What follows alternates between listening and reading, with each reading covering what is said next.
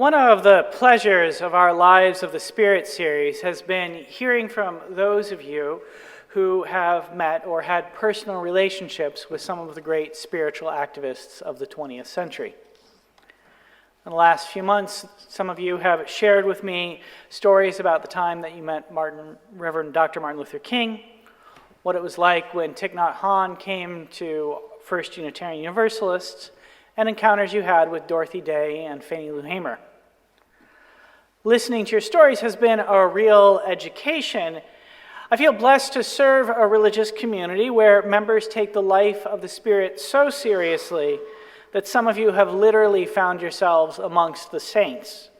For if there are such things as saints, certainly Martin Luther King Jr., Thich Nhat Hanh, Dorothy Day, and Fannie Lou Hamer count amongst their number.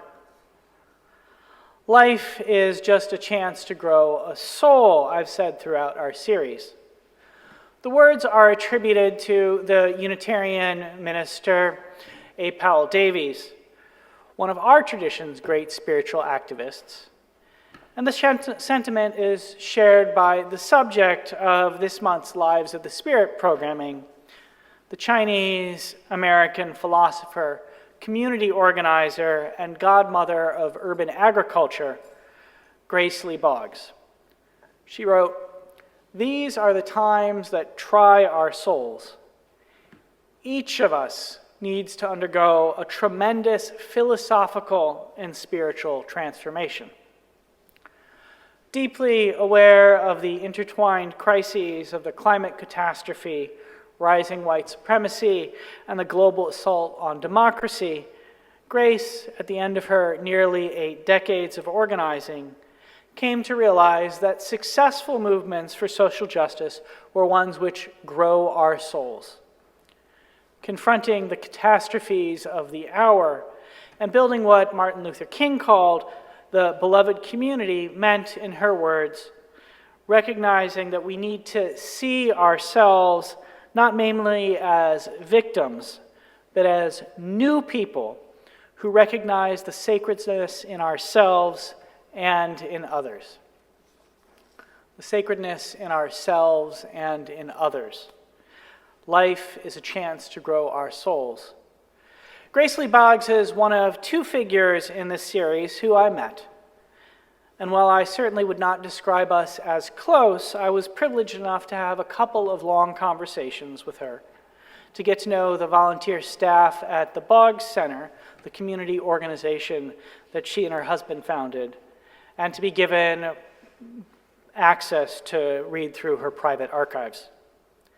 To the extent that my soul has grown over the decades of my life, she's been someone who has helped me to grow it. My conversations with her took place at the Boggs Center, which doubled as the home that she and her husband, James, he died in 1993, used as an organizing hub. Located in an economically devastated neighborhood on the east side of Detroit, think the rougher parts of the 5th Ward, the center is a 1930s 2-story brick building with lovely hardwood floors and built-in bookshelves. We would sit in the living room, her in an old, comfortable yellow armchair with a blanket on her lap, even when it was summer, and me on a sofa next to her. Mostly we talked about spiritual activism. It was a position she had come to late in her life, after many years as an unorthodox interpreter of Karl Marx. And sometimes our discussions strayed to stories of the incredible people she had known, but mostly they focused on her ideas of spiritual activism. Through it all, Grace radiated a serene calm and a mischievous, teasing humor. I remember that she laughed a fair amount and poked a bit of fun at herself. Mostly, though, my time with her affirmed my Unitarian Universalist belief in salvation by character. This is the old idea that we are what we do. Deeds, not creeds, we sometimes summarize it in this congregation. The good person integrates their ideas with their actions. Here at First Unitarian Universalist, and this is one of the things I really appreciate about you, we affirm this perspective each week when we recite our covenant. Near the beginning of our service, we promise each other that service is our prayer. Growing our souls, we assert, is a this-worldly project. It's something we do here on this terrestrial plane together as we seek to bring more joy, more beauty, more justice into the world. Service is our prayer. Grace described her perspective as an understanding that the heart of movement building is the concept of two-sided transformation. In order to create a more just society, we need to change both ourselves and our institutions, she wrote. Her more than 80 years as an organizer taught that it was not just enough to seek personal enlightenment, nor was changing the structures of institutional power alone sufficient. Real change occurs only when the personal and institutional are paired. Taken on their own, she recognized, each can unleash significant harm. Seek only personal transformation, and there's a risk of falling into what many Buddhists call spiritual narcissism. This is the condition that occurs when someone engages in spirituality as an escape from reality rather than a way to deepen connection to it.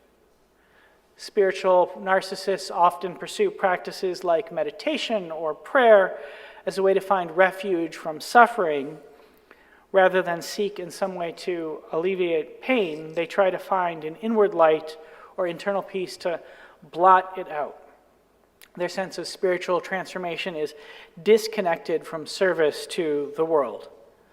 As Thich Nhat Hanh would point out, enlightenment only comes through an engaged practice where meditation or prayer is coupled with service to the world.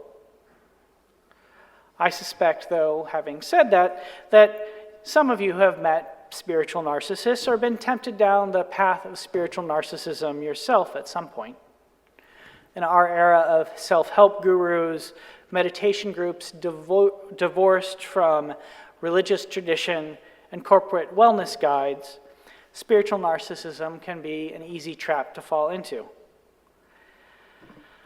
It is easy to divorce spirituality in our society from service. And I'll admit that I have been tempted towards spiritual narcissism on more than one occasion myself. For me, research, writing, and reading are a part of my spiritual practice. And I've sometimes found myself obsessing over some particular piece of scholarly minutia, the mastering of which did not make one iota of difference to the world around me, but was so satisfying to research. There's a story about Ezra Pound that I sometimes think of when considering spiritual narcissism. It involves his friend T.S. Eliot. It seems that the two of them were visiting together. Pound was either staying at Eliot's or the reverse was true. Either way, they would meet up each morning to share breakfast, talk about their writing, and then retire to separate rooms to write for the day. At the end of the day, they would check in with each other about the progress that they had made on whatever text they were working on. One day, the story goes, Ezra Pound asked Eliot, or maybe it was the other way around, what he had done that day. Pound responded, "Well, I started the day by putting in a comma, and at the end of the day, I took it back out." I started the day by putting in a comma. At the end of the day, I took it back out. Their deeply flawed politics aside, Eliot and Pound have long influenced me. Let us go then, you and I, when the evening is spread against the sky, like a patient etherized upon a table. The apparition of these faces in the crowd, petals on a wet black bough. Now, I'm uncertain that I would experience either of their works all that differently if some of those commas were replaced with periods, substituted for with semicolons, or supplanted by em dashes, or taken out altogether. Maybe the poets amongst you feel differently, But for me, the obsession at such a level of detail, unless directed towards some outward effect, could be a form of spiritual narcissism. And here, an actual confession. I called this story to mind, but realized it would be somewhat narcissistic of my own scholarly habits to actually go through the trouble of digging through all my volumes of biographies to find out which poet did which. As someone gently corrected me after the first service, the story is actually about Oscar Wilde.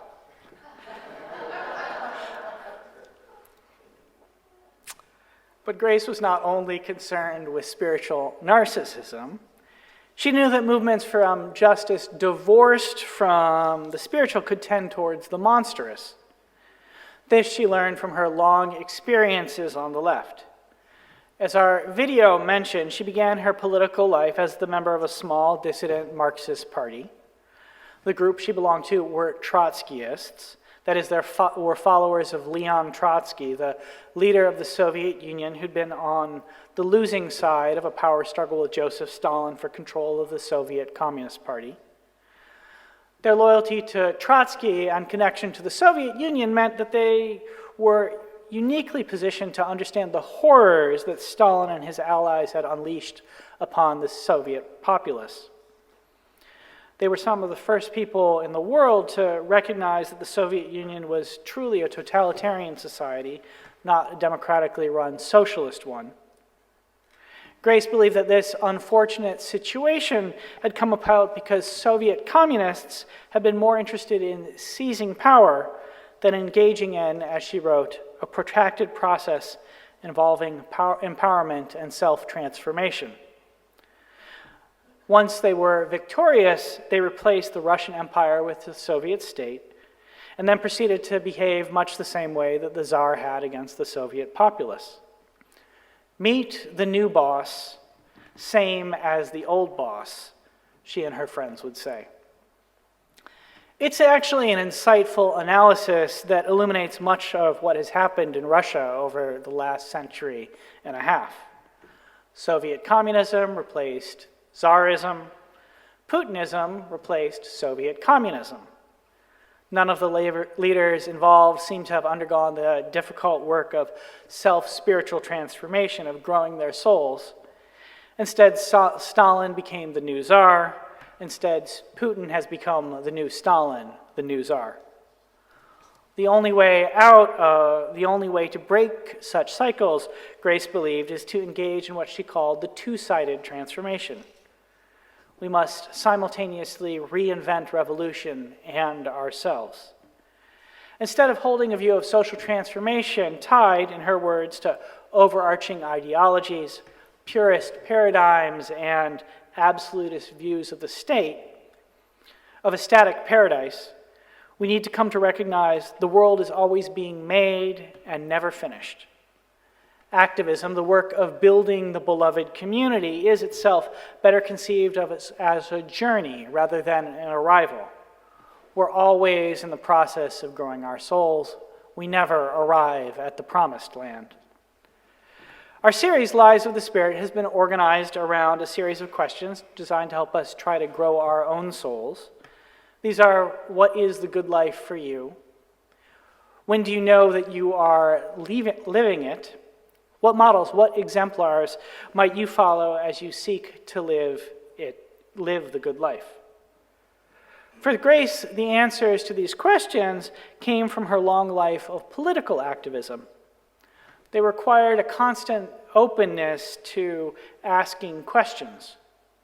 What time is it in the clock of the world? What does it mean to be a human being in the 21st century? She liked to ask. The implication was that the answers to such profound questions are different for each generation because the struggles we face are different in each generation. There is no static truth. Humanity is always evolving, and each historical moment is unique.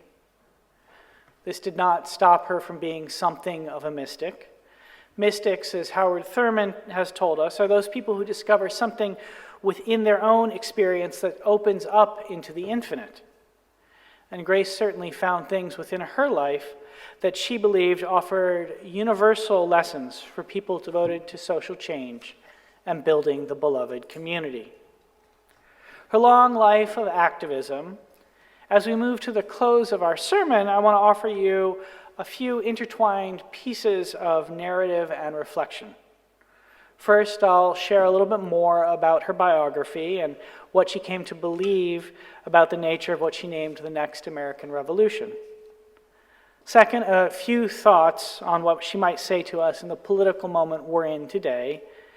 And finally, some words on what her wisdom might mean for our ministry together. We've already heard something of Grace's biography from both Christina Wang and her schoolchildren and Grace's good friend Danny Glover. A handful of other highlights. She was born in 1915 to Chinese immigrant parents who owned a grocery store. A precarious youth, she was the first in her family to go to college and one of the earliest Chinese Americans in the United States to earn a PhD. She studied philosophy at Bryn Mawr and became enamored with the German philosopher Georg Wilhelm Friedrich Hegel.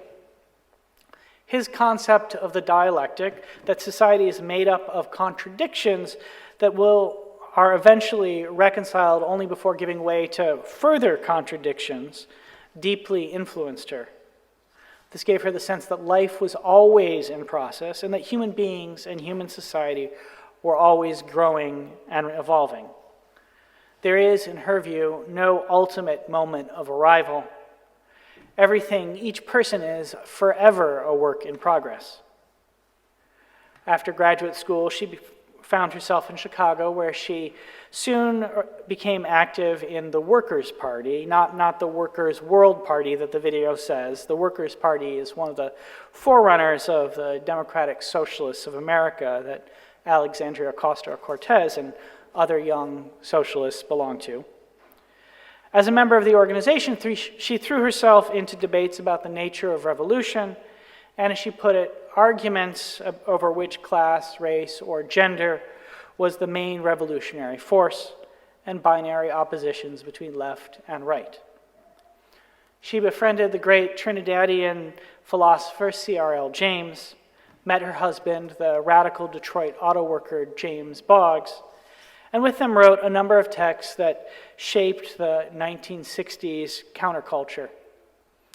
She and her friends broke with Trotskyism and tried to imagine a Marxism and a socialism beyond totalitarianism.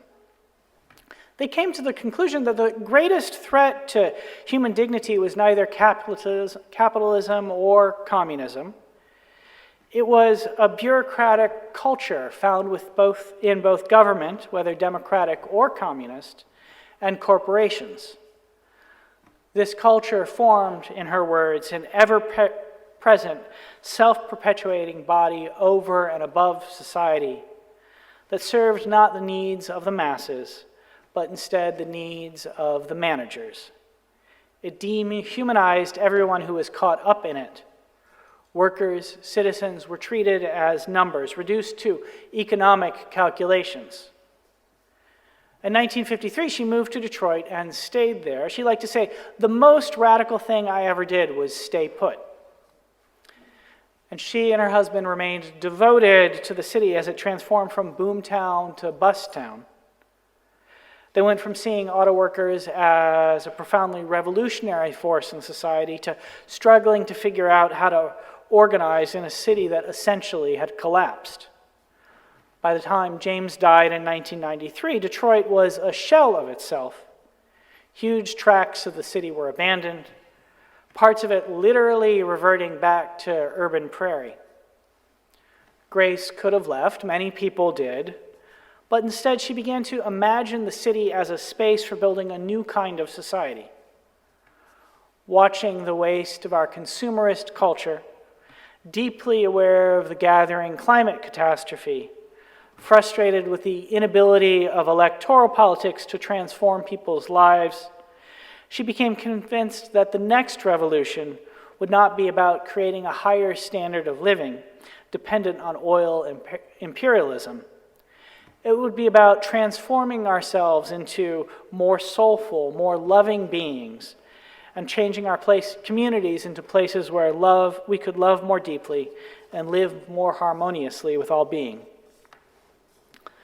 She met a man named Gerald Hairston, and the two of them realized that the vast tracts of empty land in Detroit presented an opportunity rather than a problem. They could be a space for transformation. They started an urban gardening movement which quickly spread throughout the city and then even the rest of the country. People started growing their own food.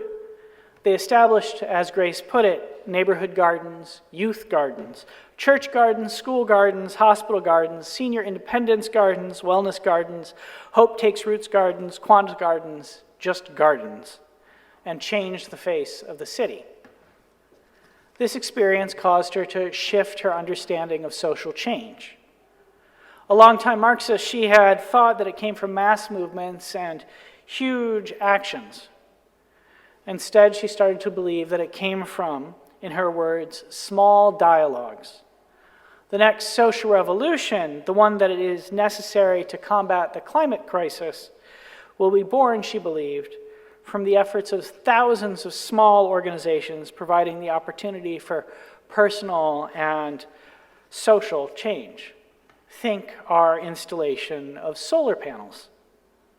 The possibility of growing a soul even while doing what appears to be humble work, she said, tending to a handful of gardens, painting 1 or 2 murals a year, and fixing up a house or vacant lot is what will transform society. Does that sound familiar? This brings me to our present political moment. I suspect that Grace would approve of the student occupations taking place across the country. She would see within these rapidly spreading, largely autonomous events the opportunity for people to both try and transform institutions and grow their souls. No doubt she would denounce, as we all must, the incidents of infantile anti-Semitism that are present at some of them. But she would also see within them new forms of spiritual solidarity and new forms of political practice that are necessary if we are to have a more peaceful world.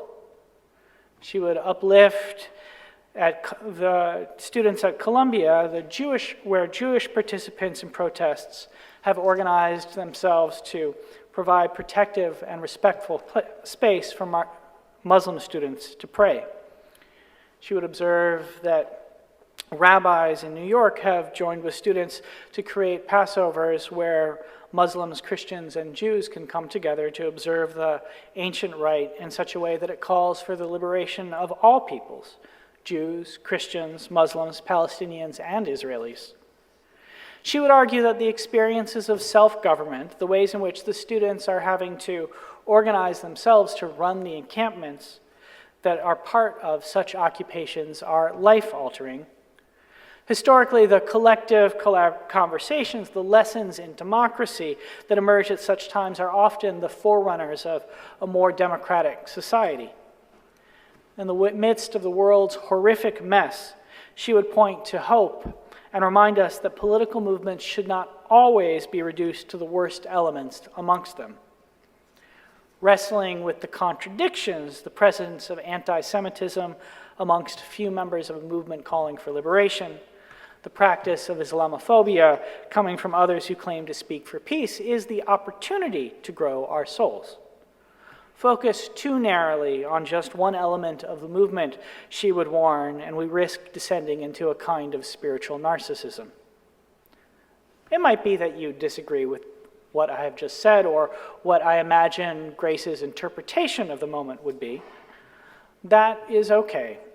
Our congregation is a space for disagreement about religion, politics, and even the answers to our questions about what it means to grow our souls and the fundamental nature of the good life. But mention our congregation leads me to some brief concluding reflections about why I love being a parish minister and love serving First Unitarian Universalist. From people like Grace, I have learned that real social change comes from combining the work of institutional and personal transformation. Unitarian Universalist congregations are a vital space for this. Here at First Unitarian Universalist, we are committed to both the work of growing our souls and making our city and our society better. The opportunity to serve a community with such an understanding is a blessing. And the longer I've been here, the more I appreciate Grace's statement that the most radical thing I ever did was stay put. There's something powerful about getting deeply embedded into a community. The better you understand it, the more you see possibilities before you. But this sermon and service are not about me. They're about the great spiritual activist Grace Lee Boggs. She understood that life is just a chance to grow our souls. And so in the hopes that all of our souls have grown a little bit more through our time together, I invite the congregation to say Amen.